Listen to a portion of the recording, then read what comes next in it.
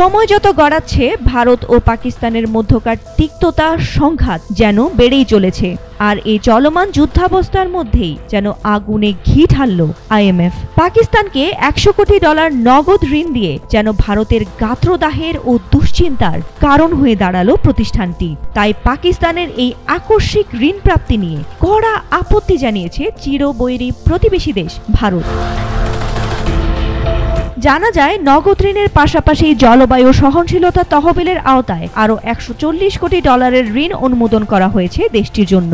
তবে এই শুক্রবার আইএমএফ এর বোর্ড সভায় পাকিস্তানের $700 কোটি ঋণ কর্মসূচির প্রথম পর্যায়ের মূল্যায়নের অনুমোদন দেওয়া হয়। এরপরই সংস্থাটি দেশটিকে $100 কোটি ছাড় করে। 2023-এর মাঝামাঝি সময়ে শুরু হওয়া এই কর্মসূচির আওতায় এ পর্যন্ত মোট $200 কোটি ঋণ পেয়েছে পাকিস্তান। তবে নতুন জলবায়ু সহনশীলতা তহবিলের আওতায় এখনো কোনো নগদ অর্থ ছাড় করা হয়নি।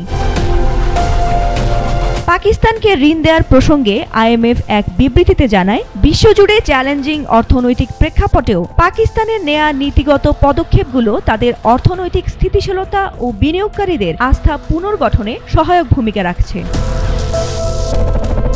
পাকিস্তানকে ঋণ দেওয়ার ঘটনায় উদ্বেগ জানিয়ে ভারত বলছে, আইএমএফ এর দেয়া এই অর্থ সন্ত্রাসী কর্মকাণ্ডে ব্যবহৃত হতে পারে। এমন অবস্থায় ঋণ দেওয়ার আগে আরও বিস্তৃত পর্যালোচনার আহ্বান জানায় নয়াদিল্লি। এদিকে ভারতের এই অভিযোগের জবাবে পাকিস্তানের প্রধানমন্ত্রী শাহবাজ শরীফ বলেন, আইএমএফ এর কর্মসূচি বানচাল করতে ভারত ব্যর্থ প্রচেষ্টা চালাচ্ছে। ফাতিমা সুলতানা, ATN বাংলা।